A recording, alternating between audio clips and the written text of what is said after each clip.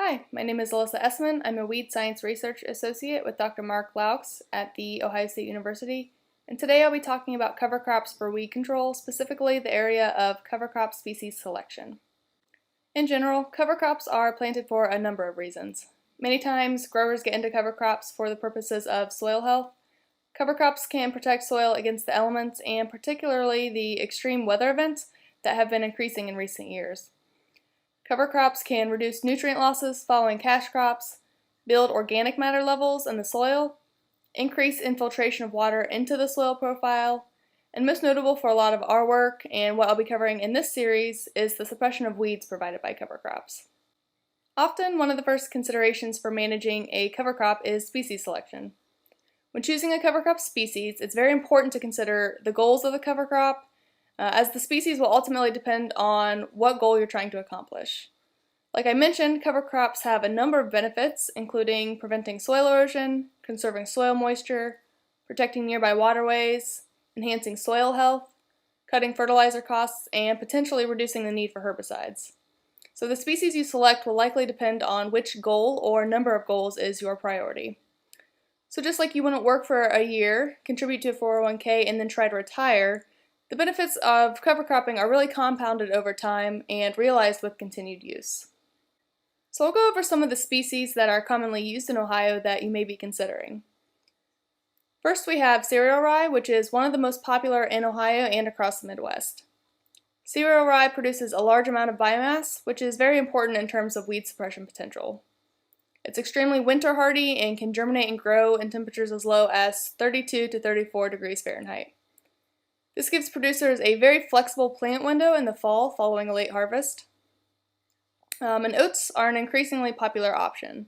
They're relatively low cost. They do winter kill, which some producers actually prefer for ease of spring management, and they're pretty quick growing, which can justify their use despite this winter kill. We're also seeing an increase in the use of barley as a cover crop. It's pretty inexpensive and less competitive with weeds and other plants, but we expect an increase as we see an increase in the demand for locally grown barley for beer production in Ohio. We see this being a more popular cover crop option. Sorghum Sudan grass is another option. It has very high organic matter production, and like oats, it also winter kills. Wheat is relatively easy to manage compared to some of these other species. It does have a slower maturation, but growers are often more comfortable incorporating wheat into their system as they might have experience growing it as a cash crop. Another grass cover crop option is annual ryegrass. This was a relatively popular option several years ago. It's very competitive and it has a really dense, shallow root system, but we saw a lot of problems getting it controlled in Ohio. It can become weedy very quickly and escape control practices, so for that reason we don't often recommend its use as a cover crop. In terms of broadleaf cover crops, crimson or red clover are two of the more popular options. These have very high growth rates and high biomass production and serve as a nitrogen source. Hairy vetch also serves as a nitrogen source and it has a pretty extensive root system and is very drought tolerant. Field or Austrian pea are pretty quick growing and can serve as a nitrogen source. Tillage and forage radish are often planted for their taproot, and the goal of these is typically to break up compaction issues, and they do also serve as an excellent nutrient scavenger, and they do winter kill. So species mixes are increasing in popularity. From an ecological standpoint, they are supposed to have a higher number of benefits than monocultures. However, for the purposes of weed suppression, a number of studies have shown that typically these 8 to 10 species mixtures are generally not better for weed suppression, and it's the mixtures that include cereal rye in some capacity that typically have the best weed suppression. If the objective of cover cropping is weed control, we generally consider cereal rye to be the gold standard.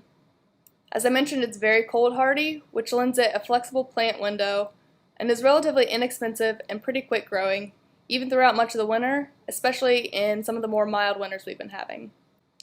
It does create an enormous amount of biomass, as you can see in the picture here.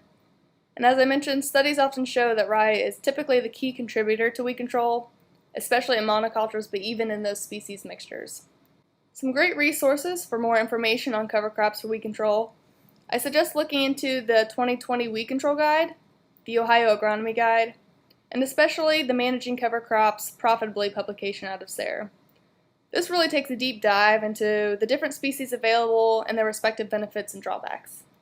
If you have questions about managing cover crops for the purposes of weed control, feel free to email Dr. Laux and myself and visit our webpage.